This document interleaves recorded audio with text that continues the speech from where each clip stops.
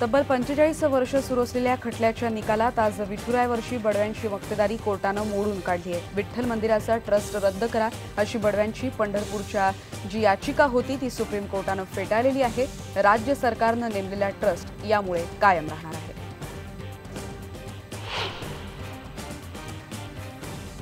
मुंबईमध्ये शिवसेनेतला वाद विकोपाला गेलाय। शिवसेनेच्या नगरसेविका शीतल म्हात्रे राजीनाम्याच्या तयारीत आहेत। शिवसेनेच्या नगरसेविकांना पक्ष कार्यकर्त्यांकडून अश्लील SMS येत असल्याबद्दल त्यांनी आवाज उठवला होता आणि या प्रकरणी उद्धव ठाकरे यांची भेट घेण्याचाही त्या प्रयत्न करत होत्या। मात्र पक्ष नेतृत्वानं त्याची दखल घेतलीच नाही आणि त्यामुळे त्या नाराज होत्या। आज रक्तदाबाच्या त्रासामुळे त्यांना हॉस्पिटलमध्ये दाखल करण्यात आलं।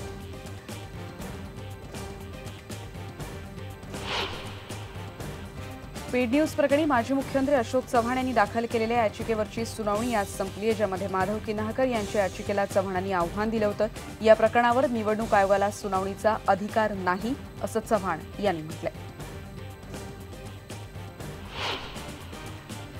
सावनेर नगर परिषदेच्या निवडणुकीच्या निकालानंतर जितू शिंदे या तरुणानं आत्महत्या केल्यानं काँग्रेस आमदार सुनील केदार अडचणीत आलेत। घराबाहेर काही अंतरावर असलेल्या एका विहिरीत जितूचा मृतदेह सापडला आणि त्यानं आत्महत्येपूर्वी लिहिलेल्या चिठ्ठीत माझ्याकडून चूक झाली पण त्याची शिक्षा माझ्या कुटुंबियांना देऊ नका, दोन्हीकडून मृत्यूच अटळ होता अशी चिठ्ठी काँग्रेसचे आमदार सुनील केदार यांच्या नावानं त्यांनी लिहून ठेवली होती।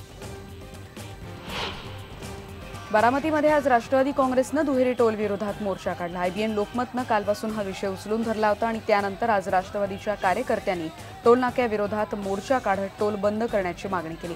बारामतीत BOT तत्वावर झालेल्या कामांनंतर अजित पवार यांनी टोल दिलाच पाहिजे अशी भूमिका घेतली होती, पण आजच्या राष्ट्रवादीच्याच आंदोलनामुळे अजित पवारांना हा घरचा अहेर मानला जातोय।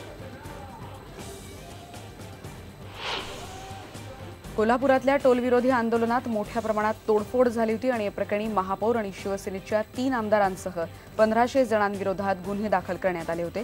या सर्वांवर आता कारवाई केली जाईल। आज काही शिवसैनिक स्वतःहून शवपोरी पोलिसात हजर झाले, त्यांना अटक झाली असून कोर्टासमोर त्यांना हजरही केलं जाणार आहे।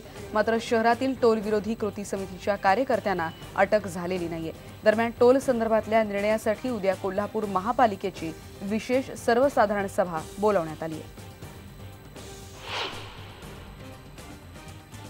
नागपूरमध्ये पतंगबाजीमुळे 2 जणांचे बळी गेलेत आणि 75 पेक्षा जास्त लोक जखमी झालेले आहेत। मांजामुळे गळा कापून राहुल नागपुरे युवकाचा काल मृत्यू झाला, तर 4थ्या मजल्यावरून पडल्यामुळे दीपक नागोसे या दुसऱ्या युवकाचा देखील मृत्यू झालाय। शहरातल्या विविध भागांमध्ये जखमी झालेल्या 75 जणांवर सरकारी वैद्यकीय महाविद्यालय आणि मेयो रुग्णालयात उपचार करण्यात आले।